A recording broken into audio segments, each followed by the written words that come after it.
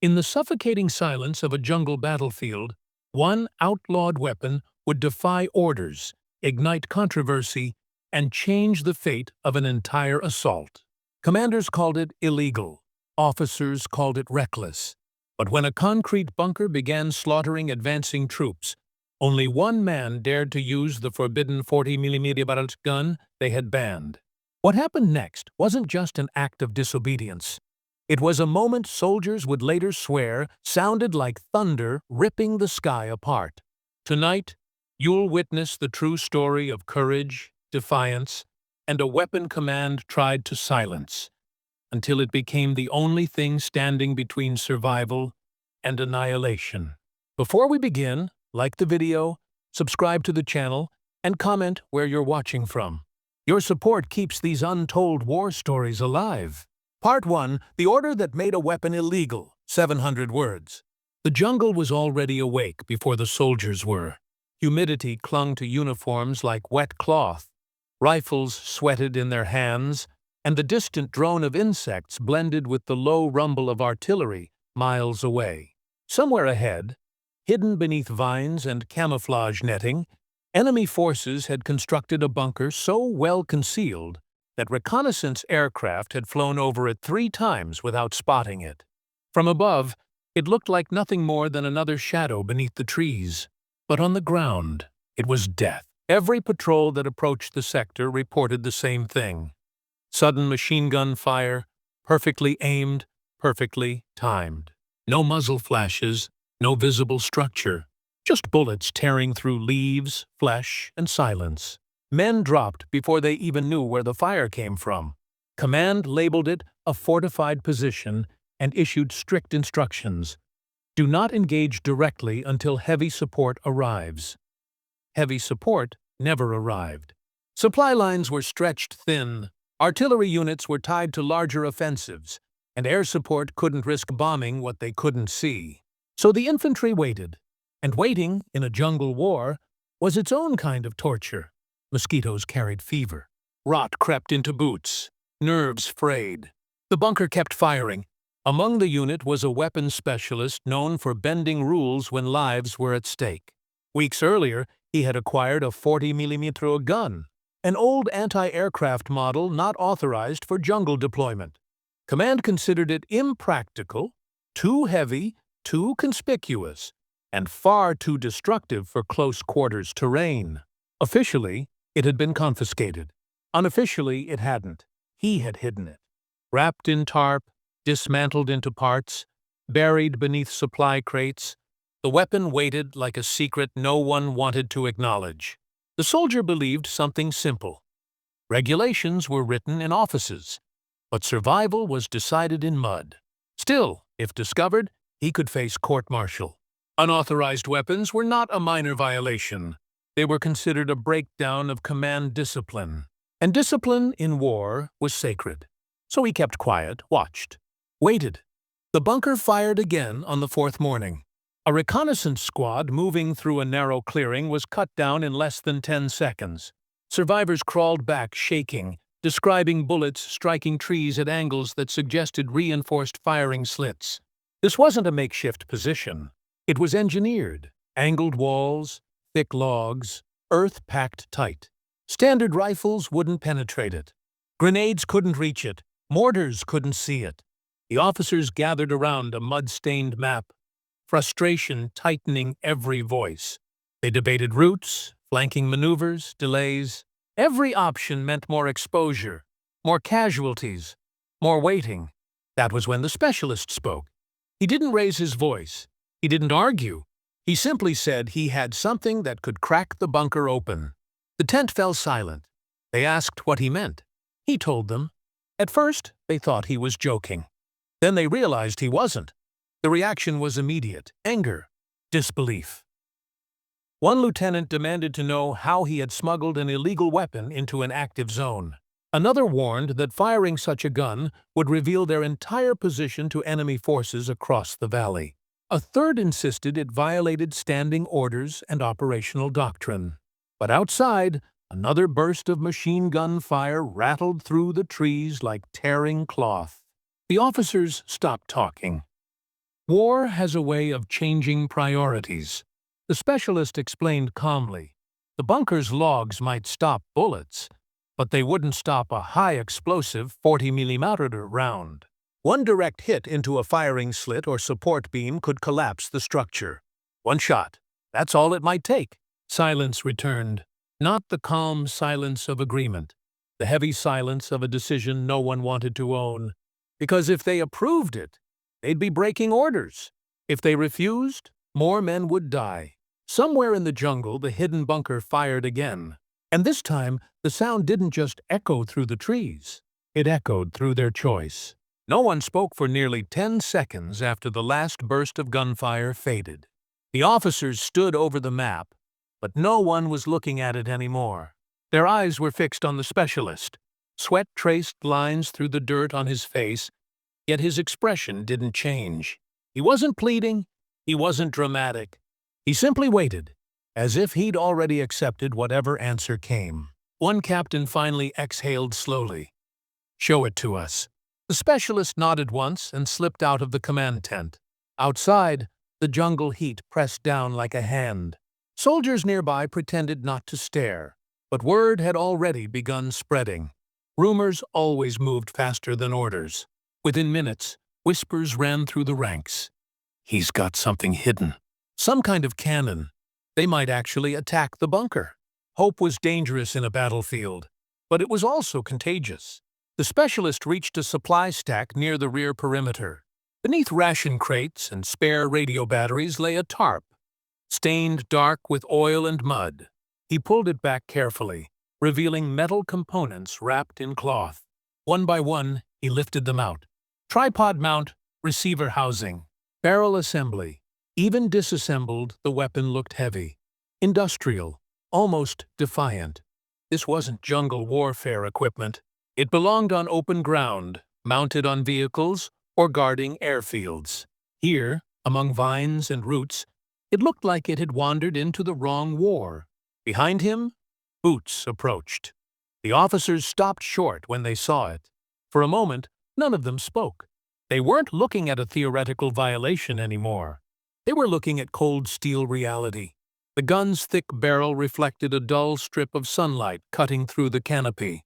Its mechanism bore scratches from past battles, the marks of a weapon that had already seen more than one war. One lieutenant muttered under his breath, half impressed, half horrified.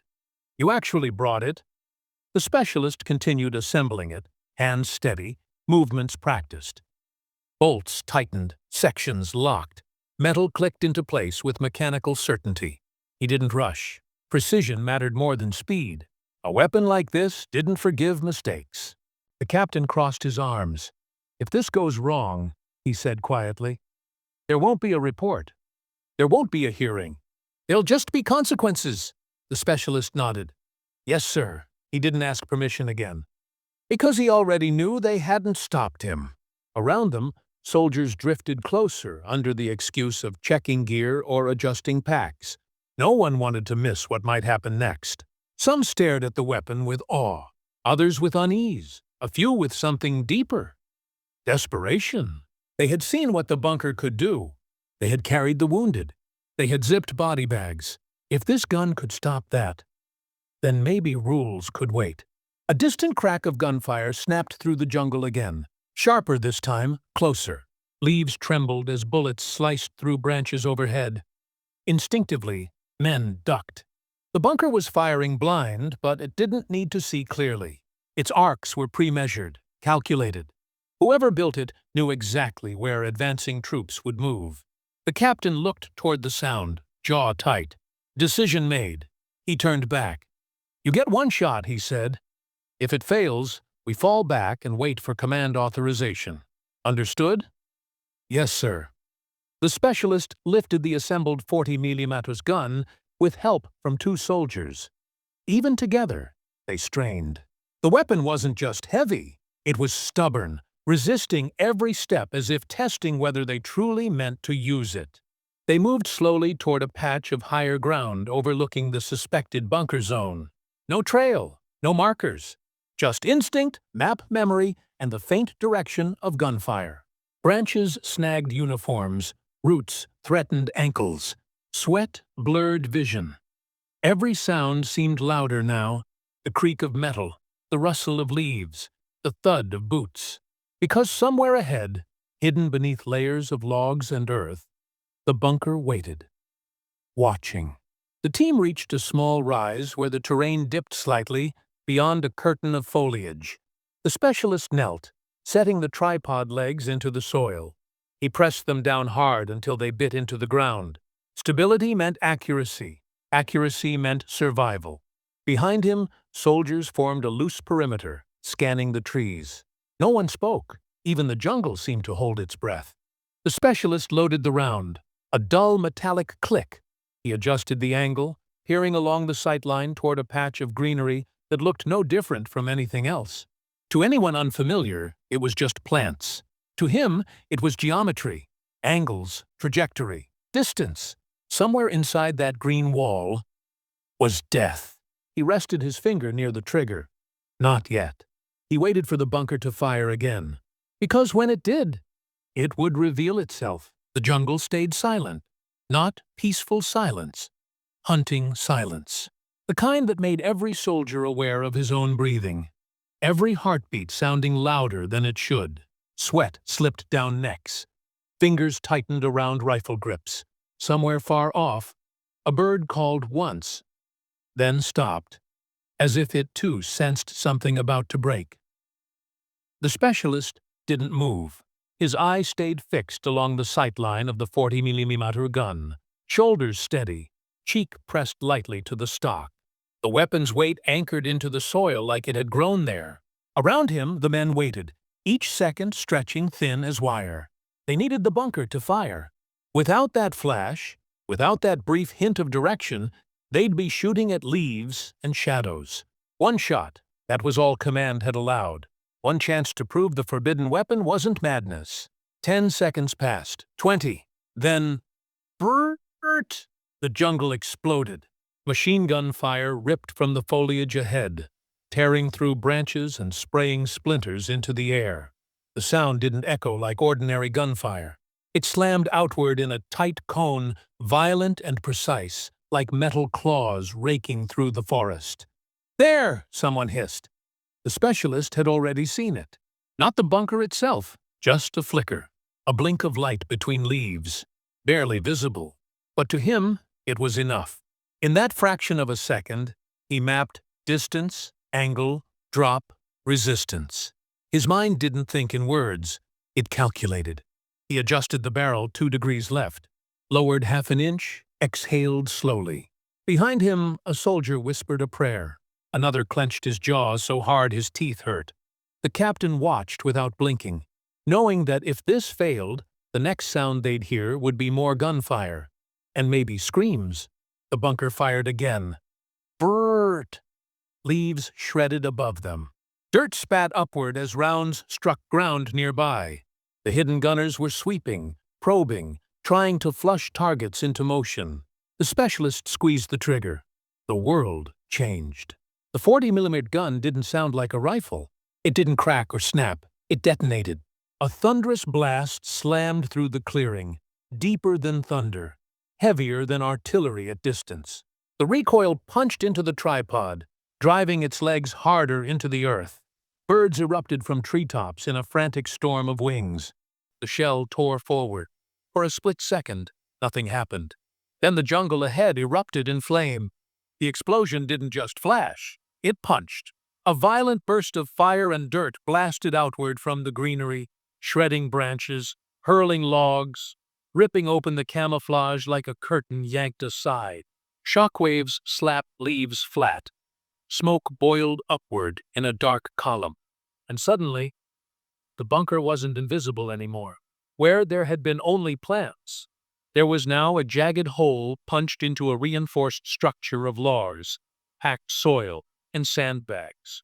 Splintered beams jutted outward. One wall sagged. Carefully hidden firing slit was gone, replaced by a blackened crater. For half a second, no one moved. Then a cheer erupted. Not loud, not wild, just raw relief bursting out of lungs that had been holding fear for days. Soldiers slapped shoulders. Someone laughed in disbelief. Another whispered, "It worked." The captain didn't smile. He was staring at the shattered bunker, because he knew something the others didn't yet realize. That shot hadn't just hit, it had exposed them. Smoke still curled from the destroyed section when a new sound cut through the clearing. Not one machine gun, several.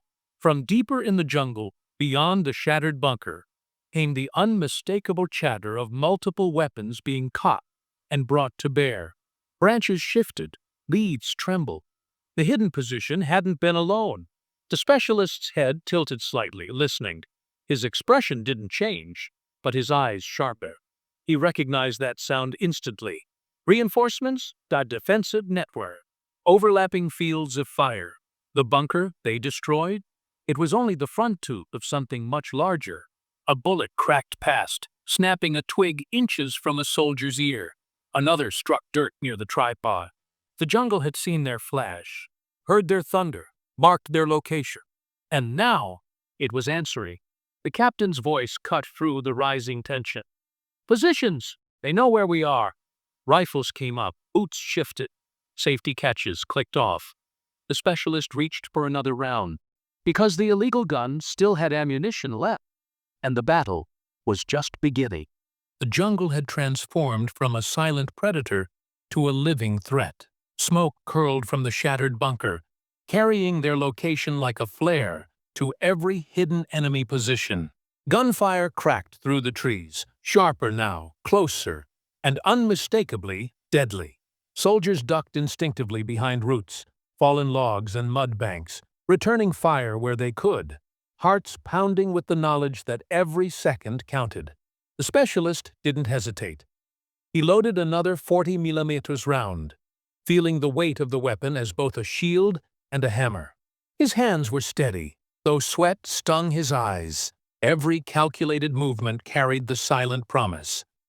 This gun may be illegal, but it will save lives. A second volley erupted from a reinforced trench hidden deeper in the jungle. Bullets tore at leaves and bark around their perimeter. One soldier shouted, "They're flanking us!"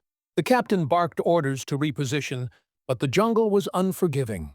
Paths twisted, roots snagged boots. Visibility was poor. The enemy had prepared, thinking this was just another infantry attack. They didn't know an outlaw weapon waited in ambush. The specialist adjusted the 40mm gun, sighting along the same angle he had calculated in the first strike. His mind raced. One shot, one hit, could collapse the trench wall enough to stop the immediate threat, buying time for his men. He exhaled, steadying his shoulder, and fired. The blast was deafening. Trees shook. Logs splintered. The reinforced trench, a structure thought impervious, shuddered violently. Enemy fire faltered, soldiers staggering back, scrambling for cover. In that moment, the line between life and death shifted. The captain realized it first. The weapon, feared and forbidden, had not only stopped the bunker, but changed the tide of the skirmish. Soldiers regained confidence, advancing with precision, pressing forward behind the specialist. The jungle, once an unyielding adversary, now seemed to bend, revealing paths through which they could move and flank the remaining positions. Minutes felt like hours. Every movement mattered. Every heartbeat counted. The specialist fired again. Each shell tore through hidden structures, collapsing walls, crushing enemy strongpoints, and creating breathing room for the infantry.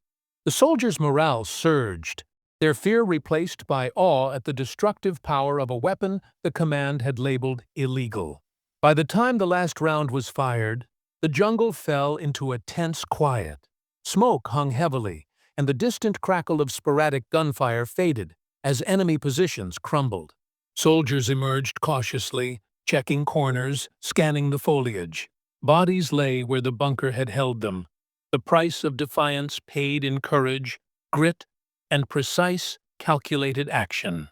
The captain finally approached the specialist.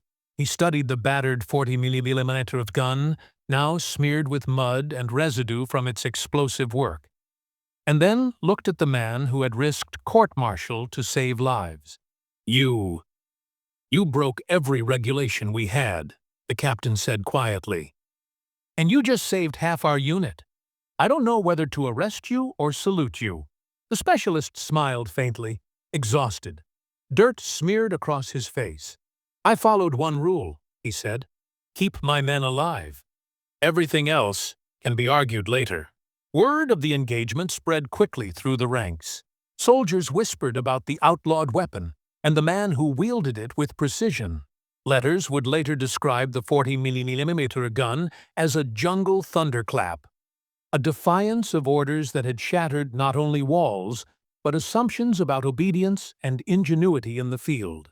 Higher command eventually caught up. Paperwork piled on the captain's desk, reports filed, and questions asked.